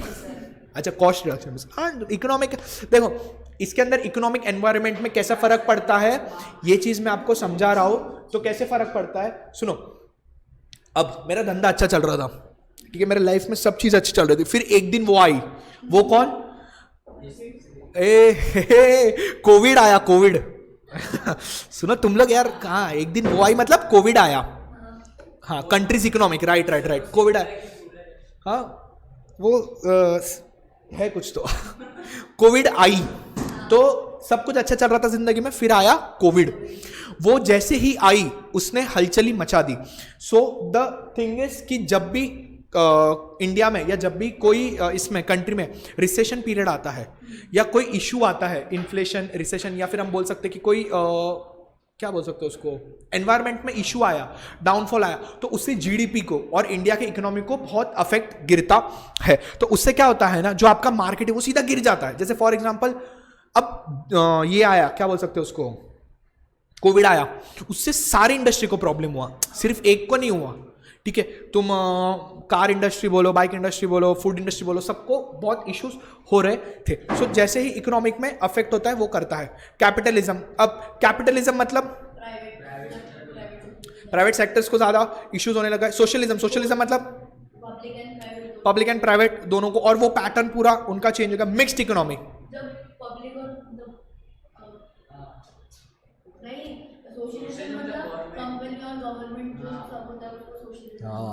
और पब्लिक और प्राइवेट दोनों मिक्स। क्लियर है क्या?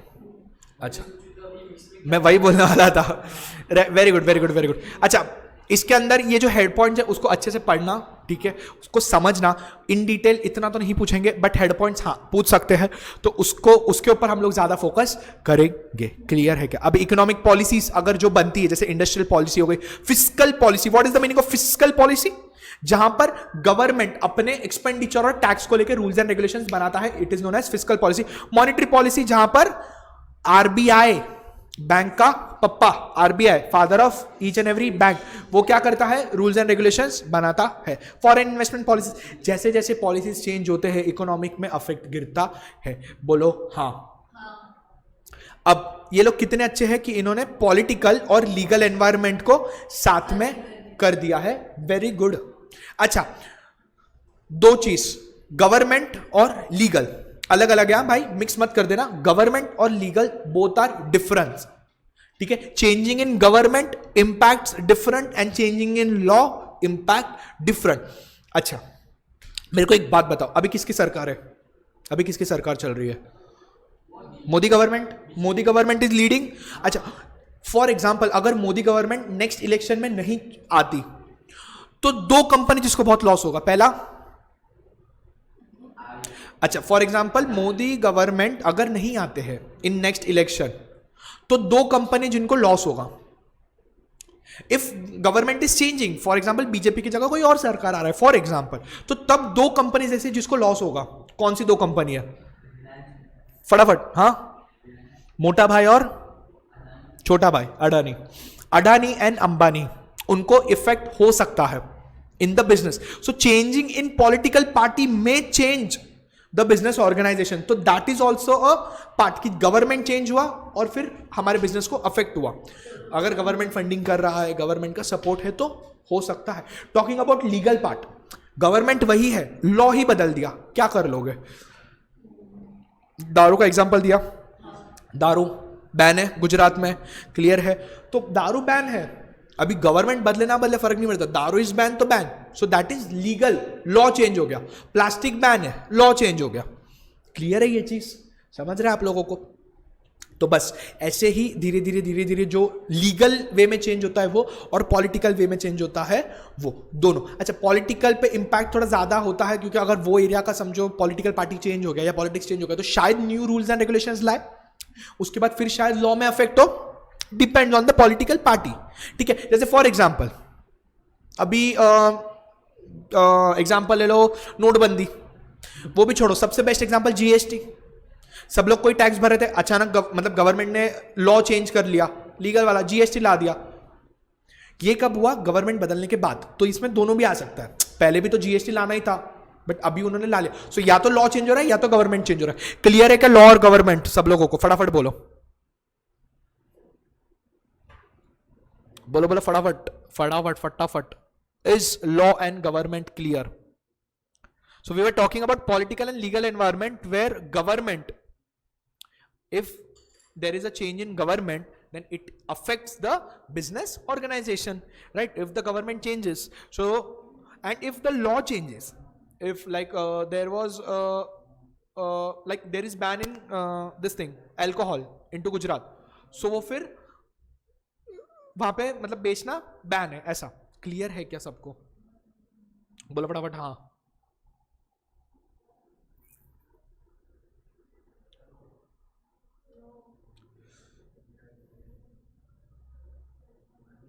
चलो चलो, कोई भी डाउट किसी को? अब ये सोशो कल्चर है, ये भी मेरा सबसे फेवरेट है। Yes sir, yes yes yes sir, बोल बोल बोल, टेंशन नहीं लेने का। Export import policy, sorry sorry, export import policy change हो गई, ये एक्सपोर्ट नहीं कर सकोगे। एक मस्त चीज़ बताऊंगा तेरे को आगे, कब बताऊंगा पता है? हाँ, एक ब्रेक में क्या बताऊंगा मैं। एक चीज़ बता, बांग्लादेश में ना, बांग्लादेश में कोई कंट्री में सेकेंड हैंड कार इंपोर्ट कर सकते हो, इंडिया में नहीं कर सकते। सेकेंड हैंड कार इंपोर्ट, हाँ, इंडिया में सेकेंड हैंड कार इंपोर्ट नहीं होता। तो वो इंपोर्ट एक्सपोर्ट का लॉ चेंज हो गया या कुछ हो गया, अचानक एक दिन आया कि गांजा लीगल हो गया, ड्रग्स लीगल हो गया, तो इंपोर्ट एक्सपोर्ट जैसा भी होगा, जो भी होगा, लॉ चेंज हुआ, कुछ भी हो सकता है। अफगानिस्तान, अच्छा आप अफगानिस्तान से हो? शुभम भाई, चलो फटाफट सोशो कल्चर पे आऊं क्या? सबको क्लियर है क्या? कोई भी डाउट नहीं है ना? अरे कोई भी डाउट होगा तो पूछना यार, मैं वापस पढ़ाऊंगा। बोलो हाँ, ठीक है। Socio culture, okay sir, political कैसे अफेक्ट करता है? अभी मैंने बोला ना कि जैसे अगर पॉलिटिक्स में पॉलिटिकल पार्टी चेंज हो गया तो फिर वो party new rules and regulations लाएगी, फिर चेंज हो जाएगा। जैसे फॉर एग्जांपल अगर पॉलिटिकल पार्टी किसी को सपोर्ट कर रहा है उसके चेंज आने से कंपनी को अफेक्ट होगा। फॉर एग्जाम्पल मेरी अगर अडानी और अंबानी को अफेक्ट होता है तो मार्केट में अफेक्ट होता है उसके शेयर्स पे। चलो फटाफट फटाफट, सोशो कल्चर, हाँ सबसे इंपॉर्टेंट, सोशो कल्चर आपके traditional beliefs, level, standard, education सब पे डिपेंड करता है। कितना सोशली आप चेंज लाते हो अपने आप में, समझ रहे आप? जैसे फॉर एग्जाम्पल पहले लोग क्या करते थे, पहले लोग क्या कपड़े पहनते थे? बड़े बड़े बैगी पैंट्स पहनते थे, फिर बाद में टाइट पहनने लगे, अभी वापस बैगी पे आ गए। तो ऐसे ही ट्रेंड चेंज होता है सोशली, जैसे कल्चर चेंज होता है। अभी मैंने बोला ना पहले, फिर भी मैं तो क्या बोल रहा हूं, हिंदी झाड़ पे घूमते थे। अरे वो तो झाड़ वाली बात बहुत पहले चला गया भाई। अरे हम कियारा आडवाणी की बात नहीं कर रहे, अरे सुनो यार बराबर।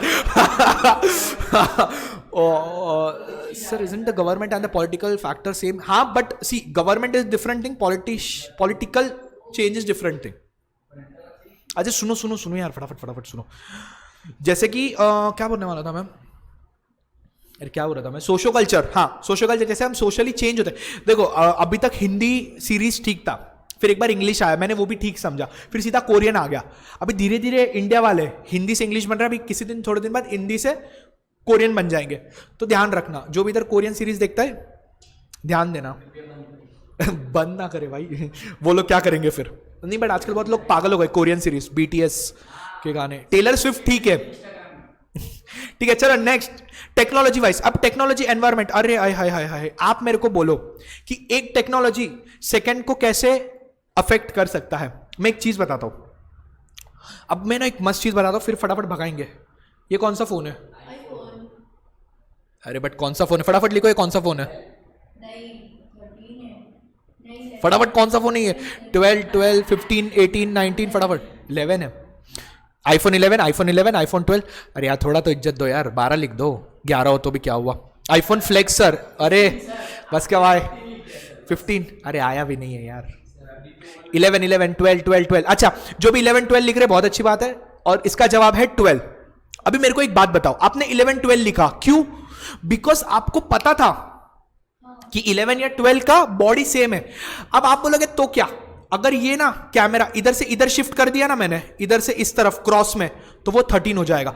मुझे एक बात बताओ, अगर आपके पास ऑप्शन है iPhone 11 या iPhone 12 लेना, एक कोई 12 Pro लिखता है, बेटा 2 ही कैमरा है, इतना भी बड़ा मत बना ले। तो iPhone 11 और 12 में आप पहचान नहीं पाओगे कवर की वजह से। मैं 12 है मेरा, मैं पैसे वाला हूं, क्लियर है, पगार नहीं लेता, बात अलग है। तो 11 और 12 में आप पहचान नहीं पाओगे, but a slight technological change आपका मार्केटिंग बढ़ा देगा। 11 के बाद 12 लेने के लिए लोग 2 बार सोचेंगे, क्यों? क्योंकि फर्क ही नहीं पता चलेगा। बट वही अगर 13 और 12 में मार्केटिंग बढ़ जाएगा, फिर आप देखोगे तो 13 और 14 अटक गया है। अभी 15 में एक 7-8 कैमरा निकाले तो अच्छा है ना। किसी के पास है क्या इधर आईफोन? आप लोग भी फ्लेक्स करो। गोल्डन निकला, येलो निकला, बस क्या, तो जैसे तो बोले वैसा, क्लियर है क्या? तो एक टेक्नोलॉजी का OnePlus, ओहो आईपैड से पढ़ रहा हो, अरे अरे भाई बस क्या, ये फोन भाड़े का है भाई। बस फ्लेक्स करने के लिए लाया मैंने। चलो अरे फटाफट लेनोवो टैब, टेक्नोलॉजिकल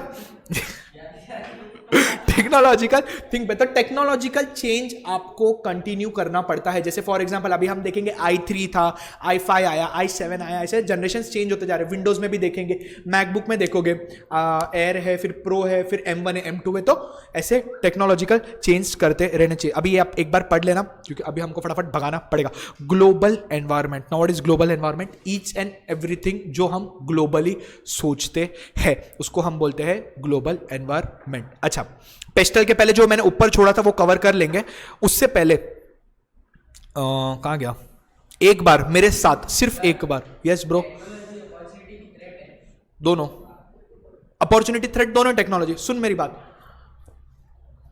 मेरे को एक बात बता, जेरोक्स मशीन, अरे सब लोग सुनो फटाफट। सर ऑडियो लग गया, hello hello mic check, audio गया, अरे ऑडियो गया, hello hello hello hello hello hello, अरे आवाज आ रहा है? आया सबको ऑडियो आया क्या? फटाफट बोलो रे भाइयों और बहनों। भाइयों और उनकी उनकी बहनों, जल्दी जल्दी बोलो, आगे आगे आगे आगे आगे आगे आगे, चलो चलो चलो, सुनो सुनो सुनो, एक मस्त एग्जांपल देता हूं। अभी एक यहाँ के स्टूडेंट ने पूछा है आईफोन से आप फॉर्चुनेट हो, अरे थैंक यू सो मच बेटा, हम दहेज नहीं लेते, सुनो मेरे को देख के तो दहेज देना पड़ेगा, सुनो रे फटाफट जोक्स, अच्छा हो गया 1 मिनट का टाइम पास, सुनो। टेक्नोलॉजी इज अ क्या बोलने वाला था मैं, हाँ, अपॉर्चुनिटी थ्रेट दोनों। सुन, जेरोक्स का मशीन आया, ठीक है, नीचे जेरोक्स कराते थे तुम लोग, अब जेरोक्स का मशीन कॉम्पैक्ट आ गया, प्रिंटर तुम ऑफिस में लगाने लग गए। ये कुछ लोगों के लिए अपॉर्चुनिटी है कि मुझे पहले जेरोक्स कराना पड़ता था, मैं घर पे करा रहा हूं। जेरोक्स वाले के लिए थ्रेट है, क्योंकि अब हम देखेंगे सबके पास, हाँ, सेल नहीं होगा, समझा? जैसे फॉर एग्जांपल अगर टेक्नोलॉजी चेंज हो रहा है, तुमको दोनों है अपॉर्चुनिटी, डिपेंड करता है कैसा, सेम, तो सही है। फिर चलो एक बार फटाफट, सिर्फ मेरे लिए फटाफट, माइक्रो में क्या क्या आता है? Customer, organisation, market, intermediaries, competitor and supplier. और मैक्रो में भाई इसको मैक्रो कर देना, गलत मत पढ़ना। Demographic, political, economical, social, technological, government, legal and global. चलो रे चलो, जो छोड़ा है फटाफट पढ़ते, बस 4 बजे मैं छोड़ दूंगा फटाफट ब्रेक पे। कहां गया रे वो? ओके अच्छा, इसके अंदर जितना मुझे इंपॉर्टेंट लगता है उतना समझेंगे। Environmental influences the businesses. तो एनवायरमेंट है ना, अपने बिजनेस को कैसा इन्फ्लुएंस करता है। जैसे एनवायरमेंट चेंज होता है, अपना बिजनेस भी चेंज होता है। All living creature including human being live with the environment. तो जैसे जैसे एनवायरमेंट चेंज होगा वैसे अपने को ये होगा। ठीक है, ये सब एक बार पढ़ लेना, बहुत ईजी है ये सब। Framework to understand the environment influences. तो फर्स्टली क्या बोलते हैं कि firstly it is used in the initial view to the nature and organization environment term how the uncertainty. Secondly, the next step might be auditing the environment influences and the final step is to focus the explicit consideration immediate environmental.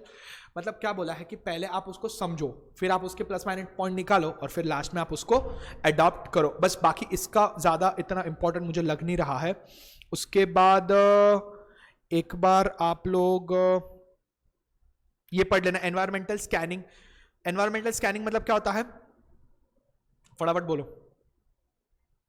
जहां पर आप scan करते हो, ऐसे बोलते हैं ना कि वी आर स्कैनिंग, कि क्या चल रहा है लाइफ में, तो वैसे एनवायरमेंटल स्कैन करना पड़ता है।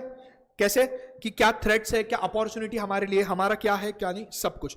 ठीक है, तो as the name suggest, scanning must be identify the threats and opportunity in the existing environment. Clear है क्या? अब the factor explains below. Events, कुछ ऐसे इवेंट्स हो, सर ये नोट्स कहाँ से मिले? बड़ा एक बाबा ने दिए मुझे, तपस्या बाबा। अरे यार पढ़ो, क्या नोट्स कहाँ से दिए? ICAI से दिए, बस हमारे खुद के नोट्स से बेटा। नेक्स्ट, अच्छा इवेंट्स सेकंड ट्रेंड्स जो ट्रेंड्स चेंज होते रह रहा है मार्केट के अंदर, तो that factor also can influence this thing. फिर इश्यूज, अभी कैसे है ना, 2 टाइप के इश्यूज होते हैं। जैसे फॉर एग्जांपल अभी आपका फेवरेट जो भी है टिकटॉकर्स है या रीलर है, जो पहले टिकटॉकर बनाता था, बैन हो गया, PUBG बैन हो गया, ये इशू क्रिएट होगा, तो सबको क्या होगा, इशू हो गया। और एक्सपेक्टेशंस जो आप जिंदगी में हर एक इंसान से रखते हो और फिर वो आपके एक्सपेक्टेशंस तोड़ देता है। तो सेम जैसे मैंने कोई एक्सपेक्टेशंस रखा, मेरा चलेगा, और फिर अनसर्टेनिटी के हिसाब से वो टूट जाता है। क्लियर है क्या? बस इसमें इतना इंपॉर्टेंट है, स्वॉट को ज्यादा वेटेज देना वो बहुत ज्यादा इंपॉर्टेंट है। हाँ, स्वॉट को सेकंड, माइक्रो मैक्रो और इंटरनल एनवायरनमेंट को ज्यादा वेटेज देना। फटाफट आते हैं पेस्टल पे, 10-15 मिनट में खत्म करते हैं और आप लोग फटाफट जा सकते हो अपने अपने इसमें, बट 5 या 10 मिनट का ब्रेक, क्या ठीक है, उससे ज्यादा नहीं। आ जाओ रे पेस्टल पे। पेस्टल, अरे नाम ही क्या बोलता है, पेस्टल मतलब political, economical, socio culture, technological, legal, environmental. अरे ये अभी तो पढ़ा हमने कि वो आपके इस पर कैसे अफेक्ट करता है, political, economical, socio culture, technological, legal and environment. Clear है क्या ये चीज? फिर भी एक बार पढ़ेंगे, की फैक्टर्स पढ़ेंगे। Political, how and what extent the government intervenes in the economic and activity of the business firms. अच्छा देखो, कुछ ना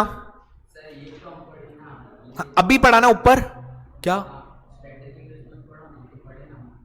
मतलब, हाँ मैं एक बार फटाफट समझा दूं ना, ताकि फिर वो ऐसा ना लगे कि वो पार्ट स्किप किया। है ना। ठीक है, तो पॉलिटिकल मतलब कैसा होता है, अच्छा देखो सुनो ना, दो तीन चीज रहता है, किसी किसी में ना गवर्नमेंट इंटरफियर करता है, किसी किसी में गवर्नमेंट इंटरफियर नहीं करता है। अगर जिसमें उसका ज्यादा इंटरफियरेंस होता है या पॉलिटिकल पार्टी का होता है तो फिर वो आपको उसमें उनका ज्यादा हाथ होता है। अच्छा, इकोनॉमिक फैक्टर मतलब जो अभी हमने पढ़ा था, interest rate, firm cost, recession, inflation आने से जो भी अपने इकोनॉमिक पे असर गिरता है वो। सोशल है जो आप लोग हो सोशली अफेक्टेड हो जाते हो, एकदम रील्स को देख के आप भावुक हो जाते हो, है ना, तो वैसा भावुक नहीं होना है। टेक्नोलॉजिकल फैक्टर्स जैसे अभी हमने बोला था, इन्फ्लुएंस करता है, न्यू टेक्नोलॉजी लाना पड़ता है। पहले i3 यूज कर रहे थे, फिर अभी i5, अभी i7, और अपने को मैं एक चीज बताता हूं, मैं आपको ना फटाफट एक चीज समझाता हूं। आईफोन का बहुत अच्छा है। आईफोन क्या करता है पता है, 2 मॉडल डाउन डिसकंटिन्यू कर देता है, इतना अच्छा है पता है। मतलब अभी ये फोन 12 है, अभी आएगा 15, तो अभी जब ये 14 आया ना तो उसने 11 डिसकंटिन्यू कर दिया, ठीक है। अभी ये 15 आएगा नहीं, 12 डिसकंटिन्यू कर देगा। इससे क्या होता है, अच्छा इससे पहले मेरे पास 7 प्लस था, ए भाई मैं फ्लेक्स नहीं कर रहा, हाँ ठीक है, तो मेरे पास 7 प्लस था, उसमें वो लोगों ने क्या किया ना, सॉफ्टवेयर को ये कर दिया, स्लो कर दिया। सो जैसे ही सॉफ्टवेयर स्लो हो गया ना तो मुझे बहुत इश्यू हुआ, क्यों, क्योंकि हैंग होने लग गया। वो क्या बोलता है, चलेगा, हैंग होगा ना तो फिर वो नया कस्टमर खरीदेगा। और एक चीज याद रखने का कि आईफोन खरीदने वाला अगली बार भी आईफोन ही खरीदता है, भले ही फिर किडनी बेचना क्यों ना पड़े, क्योंकि 2 किडनी होता है ना, तो 2 बार तो खरीद ही सकता है ना। क्लियर है क्या। उसके बाद भाई मैंने किडनी बेच के नहीं लिया, हाँ अच्छा ऐसा है क्या, ठीक है। लीगल जो लॉ होता है वो, और नेक्स्ट इज एनवायरमेंटल। अच्छा इसमें कुछ मैट्रिक्स आप पढ़ लेना एंड ओके, हाँ ये इंटरनल स्ट्रेटेजी आता है, ठीक है। क्लियर है क्या, यहां तक पहले सबको क्लियर है वो बताओ, फिर मैं आगे बढ़ूंगा लास्ट पार्ट में, उसके बाद हम ब्रेक लेंगे। यहां तक क्लियर है क्या, जल्दी 2 पेज ही है, किसी को कोई दिक्कत फटाफट पूछो, मैं फटाफट डाउट्स क्लियर कर दूंगा अब भी के अब भी। और बेटा जो मेरा लेक्चर एकदम मगन होकर सुन रहा है और नींद में है, प्लीज जाग जाए और फटाफट डाउट पूछे।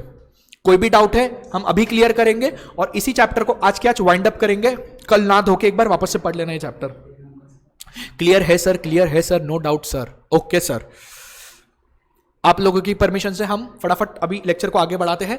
अच्छा एक एक बार पढ़ लेना, अगर आप पढ़ोगे भी ना तो फिर भी आपको समझेगा, ठीक है। और जितना मैंने बोला है वो सब चीज को मार्क करते रहना। Strategies response to the environment, 2 type के स्ट्रैटेजी, इंटरनल और किधर गया मेरा भाई, मतलब हॉस्टेलिक स्ट्रैटेजी, ठीक है। चलो फटाफट फटाफट फटाफट इंटरनल पे आते हैं।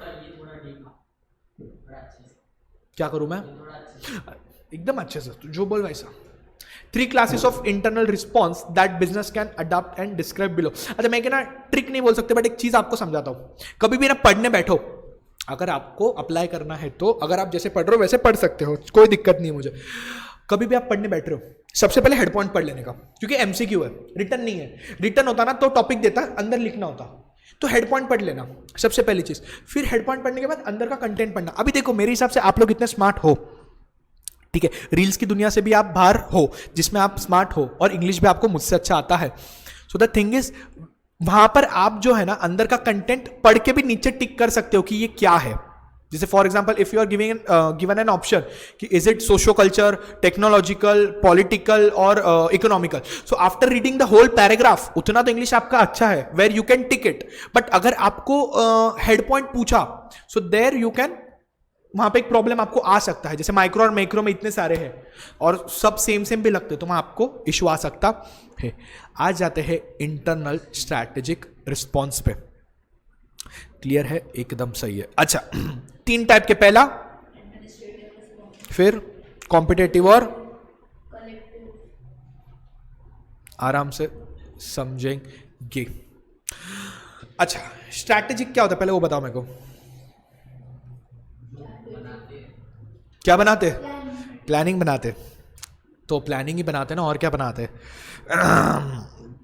ठीक है, तो क्या बोला है, organisation must have capacity to monitor and make sense of their environment if they respond appropriately they must be identified to attain those environmental factors and feature closely related to the goal and achievement of the performance। तो इसके अंदर आप कोई strategies बनाते हो which are internal. अब administration क्या होता है मैं तो पहले वो बताओ,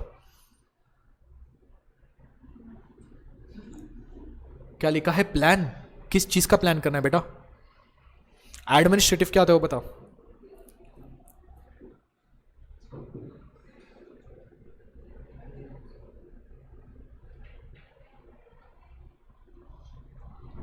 मैनेजमेंट मैनेजमेंट मैनेजमेंट मैनेजमेंट, हाँ एकदम सही बेटा, एकदम सही, जो मैनेजमेंट के अंदर रहता है। अच्छा सुनो फटाफट फटाफट, these response can be either proactive और reactive and aim to defining the organisation purpose for the task relationship of. अच्छा एक चीज समझते हैं, आपको कोई मिशन या कुछ चीज दिया हुआ है, ठीक है, वहां पर आपको एक काम करना है, ठीक है। अब आपको एक काम दिया है, जैसे फॉर एग्जांपल अगर मैं हूँ फाइनेंस डिपार्टमेंट, नहीं छोड़ो मैं हूँ मार्केटिंग डिपार्टमेंट में, मुझे कुछ काम दिया गया है। अब वो मार्केटिंग डिपार्टमेंट में ना मेरे को वो काम करना है, अब वो रिस्पॉन्स कैसा जा रहा है वो काम का, that is called an administrative response, मतलब जो मैनेजमेंट के अंदर का रिस्पॉन्स है, ठीक है। अब मेरे को एक बात बताओ, प्रोएक्टिव और रिएक्टिव में क्या फर्क है? बहुत ज्यादा एक्टिव है? नहीं नहीं भाई, what is the difference between proactive and reactive? Don't know? तुम लोग क्या सोए थे क्या लेक्चर में? ना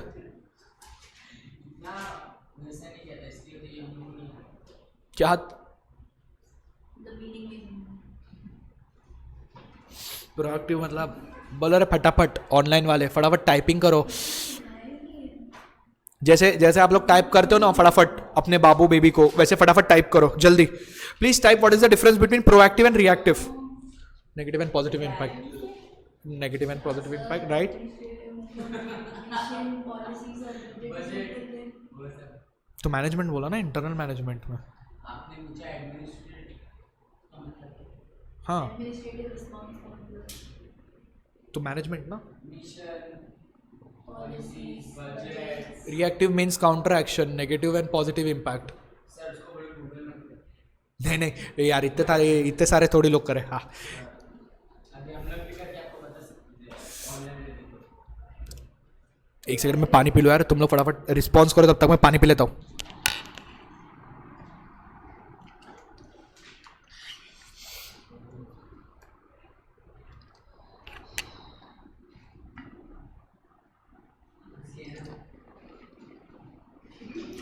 क्या हुआ? मुझे निकाला ना वो फोटो, है ना? ढूंढा तुम लोगों ने? मुझे बोला क्या? तो अभी बोली है तो ना eliminate। आपके फेवरेट समाज सेवा है वही तो पगार देती है।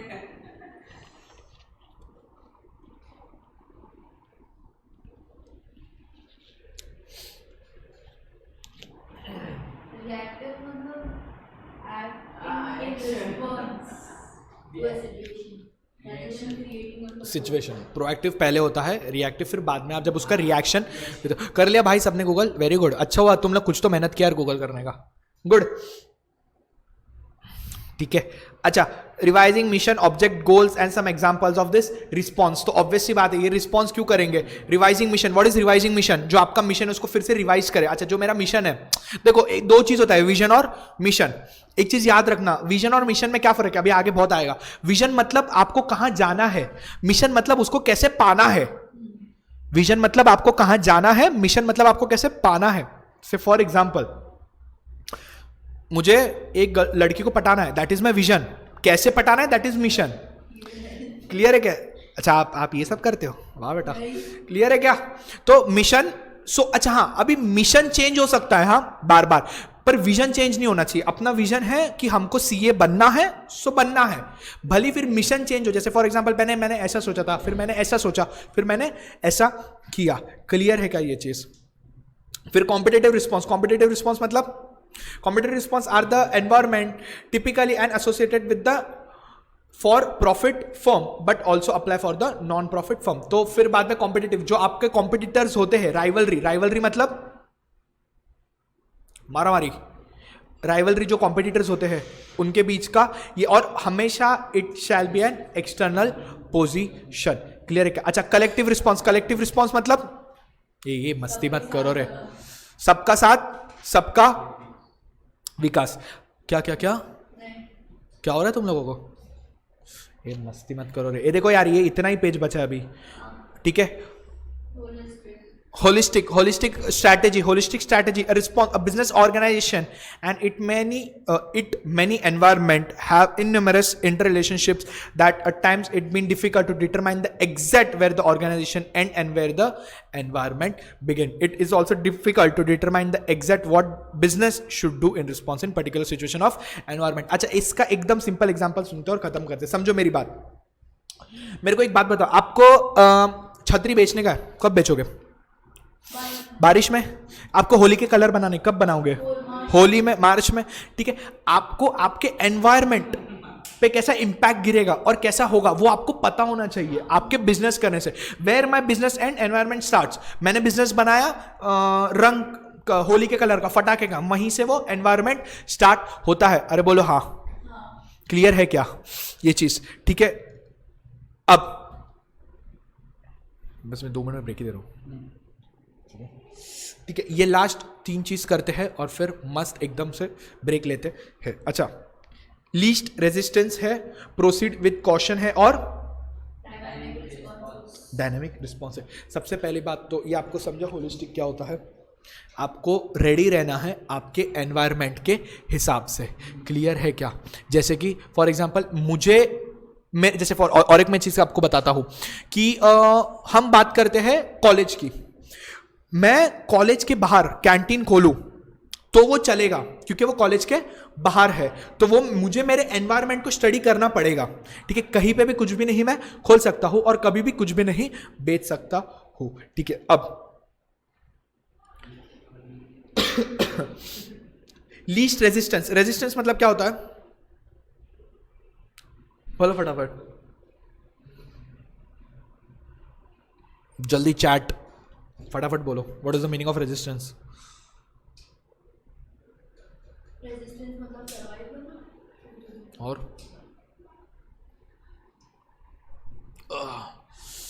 ऑब्स्टेकल्स, रोकना. ये भी वाला है क्या? नहीं, रेजिस्टेंस वो लिख रहे हैं अभी. जल्दी फटाफट चैट, क्या होता है? What is the meaning of resistance? वाह, रेजिस्ट करना. अरे वाह बेटा, कितना अच्छा लिखा आपने. To oppose, right. हाँ, 2 4 2 6 टू अपोज, राइट. कितना आप मार्केट में सरवाइव कर पा रहे हो और आपकी स्ट्रैटेजी कितनी है, कितने टाइम तक. क्लियर है क्या?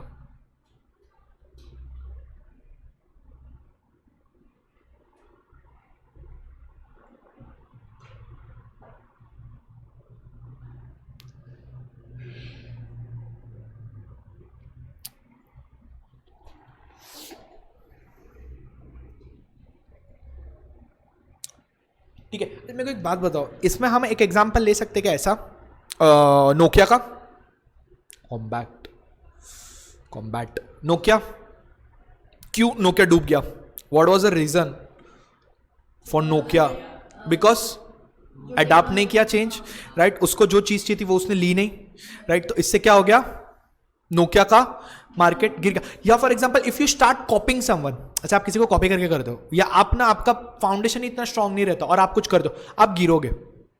ठीक है, आपका ज्यादा ये नहीं रहेगा उसके अंदर. ठीक है, प्रोसीड विथ कॉशन. कॉशन क्या होता है? अपन को आता है ना, सावधान भाई. और क्या होता है? What is caution? हर जगह लिख के आता है अपने को, बहुत सारी जगहों पे लिखा होता है. मतलब स्लो प्रोसेस, सावधानी से चलिए, सावधानी से समझिए, राइट. क्लियर है क्या? Be aware, right. To be careful. आप लोग हो क्या केयरफुल? नहीं हो? खतरा. अरे very good. To be careful, right. तो हमेशा प्रोसीड विथ कॉशन. ठीक है, अगर आप वैसे नहीं करोगे तो आप डूब जाओगे. जैसे for example now talking about the ये क्या बोल सकते हैं, सिम कार्ड इंडस्ट्री. कौन था सिम कार्ड का सबसे पहले हेड? मतलब कौन से सिम कार्ड चल रहे थे ज्यादा से ज्यादा? आइडिया, वोडाफोन, यूनिनॉर था. पता है किसी को पता है Uninor? Idea, BSNL, right. Docomo, वो पग वाला कुत्ता, वो दैट वाज कॉलिंग वाला पार्ट. सिम भी था. फिर तब एक आया, कौन आया फिर मार्केट में? रिलायंस.